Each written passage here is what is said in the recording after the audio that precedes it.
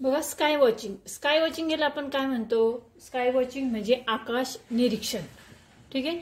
Stand still in an open space and look into the distance. एका मोकळ्या जागेवर स्थिर उभं राहून आपल्याला दूरवर अशी नजर टाकायची आहे, दूरवर बघायचं आहे. What do you notice about the ground and the sky. आपल्याला काय लक्षात येईल की जमीन व आकाश याविषयी आपल्याला काय जाणवते.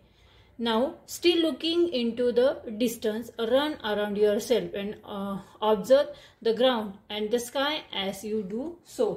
त्यानंतर आता काय करायचं की आता नजर दूरवर ठेवायची आहे आणि स्वतःभोवती आपल्याला गोल फिरायचं आहे.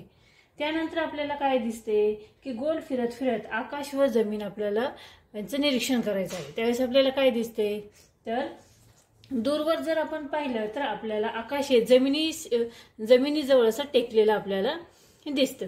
ठीक आहे. प्रयोग काय सांगितलेला आहे बघा, आपल्याला एका जागेवर स्थिर उभं राहायचं आहे आणि दूरवरती बघायचं आहे. त्यानंतर आपल्याला जागेवरती राऊंड गोल चक्कर मारायची आहे, नजर दूर ठेवून गोल चक्कर मारायची आहे स्वतःभोवती आणि मग आकाश आणि जमिनीचं निरीक्षण करायचं आहे.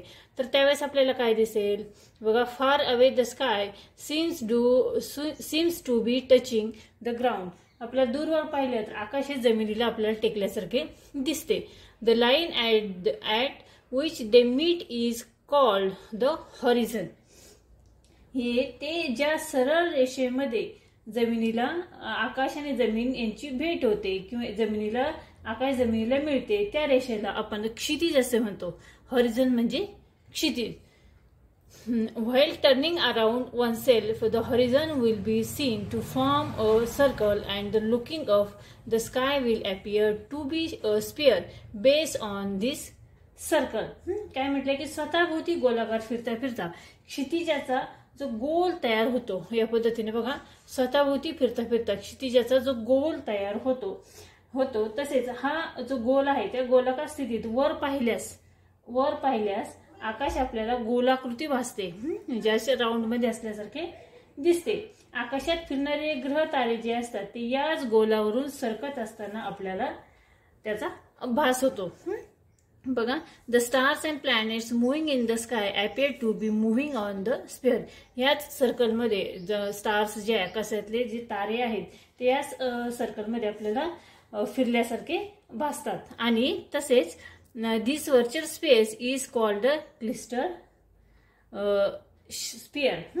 आपल्याला हे जे गोलाकार सरकत असल्याचा जो भास होतो या भासालाच म्हणजे या आभासालाच या गोलालाच आपण खगोल असे म्हणतो. खगोल म्हणजे क्लिस्टर स्पियर. ठीक आहे. The circular horizon divided this sphere into 2 halves. हे जे क्षितिज आहे या क्षितिजाचे 2 गोलार्ध आपल्याला पडताना दिसतात. ज्या क्षितिज आहे या खगोलाचे 2 अर्धगोलात आपल्याला विभाजन झालेले दिसते. बघा, व्हर्च्युअल स्पियर या क्षितिजाचे आपल्याला 2 याचे विभाग झालेले आपल्याला दिसतात. त्यामध्ये बघा, फर्स्ट झेनिथ म्हणजे काय, याला आपण ऊर्ध्व बिंदू असे म्हणतो. आता ही जी आकृती आहे ती आपण इथे बघायचं आहे. यातील वरचा जो पॉइंट आहे तो म्हणजे कोणता, झेनिथ, म्हणजे त्यालाच मराठीमध्ये आपण ऊर्ध्व बिंदू असे म्हणतो. While standing on the ground the point on the celestial sphere exactly above our head is called the zenith. आपण जमिनीवरती जर सरळ एका ठिकाणी उभं राहिलं तर आपल्या बरोबर डोक्याच्या वरती जो पॉइंट असतो, जो बिंदू असतो त्यालाच आपण झेनिथ असे म्हणतो, म्हणजे ऊर्ध्व बिंदू असे म्हणतो. दुसरा आहे नादीर, म्हणजे काय, अधक बिंदू. नादीर म्हणजे अधक बिंदू. जमिनीवर आपण जिथे उभे राही आपल्या बरोबर खाली इथे जो बिंदू असतो त्याला नादीर असे म्हणतात. While standing on the ground the point of the celestial sphere exactly below our feet is called the Nadir.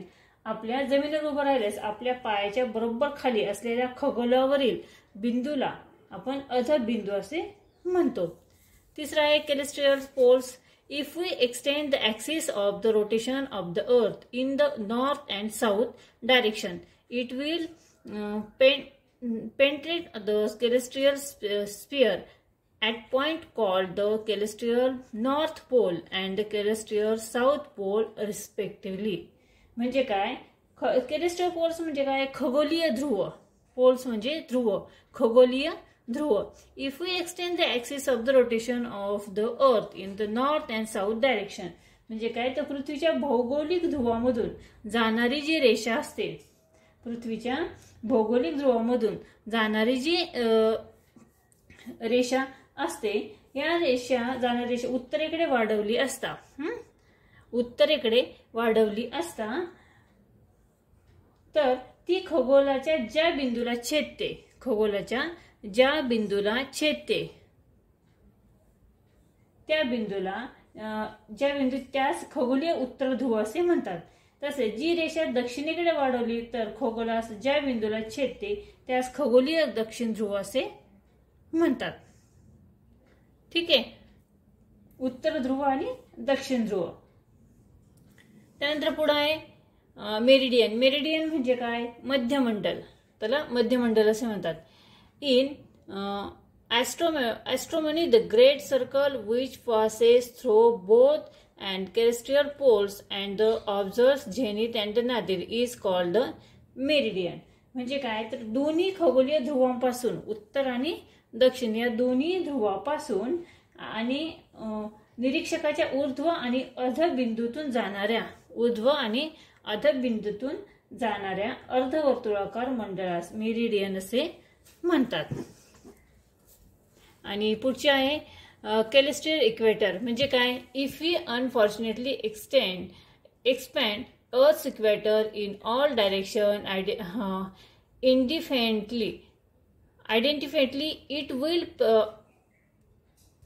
penetrate the crystal sphere along the circle. The circle is known as the crystal equator.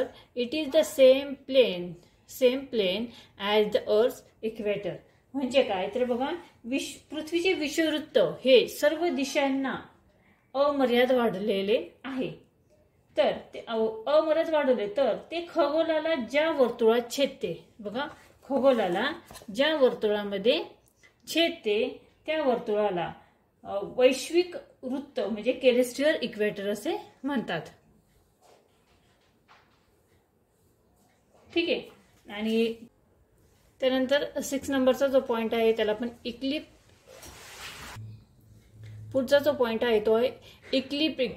The earth moves around the sun but seen from the earth the sun appears to move along a circle on the celestial sphere. The circle describing the apparent motion of the sun around the earth is called the elliptic. ठीक आहे. याला काय म्हणतात, electric म्हणजे काय, आयनिक वृत्त. पृथ्वी सूर्याभोवती फिरते, परंतु पृथ्वीवरून पाहता सूर्य फिरत असल्याचा आपल्याला आभास होत असतो. सूर्याच्या खगोलावरील या भासालाच, या मार्गालाच आपण इक्लिप्टिक असे म्हणतो, म्हणजे आयनिक वृत्त असे म्हणतो. ठीक आहे. तर अशा पद्धतीने आपण आजच्या या व्हिडिओमध्ये लेसन नंबर जो 20 आहे याचा स्काय वॉचिंग हा पॉइंट इथे बघितलेला आहे. आय होप तो तुम्हाला नक्की समजला असेल. हा व्हिडिओ जर समजला, आवडला, त्या व्हिडिओला नक्की लाईक करा, शेअर करा आणि चॅनलवर नवीन असेल तर चॅनल सबस्क्राईब करा आणि बेल आयकॉन नक्की प्रेस करा. आपण इथे 86 जे लेसन आहे ते 1 बाय 1 इथे बघत आहोत. आपल्या या लेसनचे 20 नंबरच्या लेसनचे 2 पार्ट इथे झालेले आहे. पार्ट 3 मध्ये आपण पुढचा पॉइंट इथे बघणार आहोत, कॉन्स्टिलेशन म्हणजे तारका समूह. ठीक आहे. पुन्हा भेटूया पुढच्या व्हिडिओमध्ये.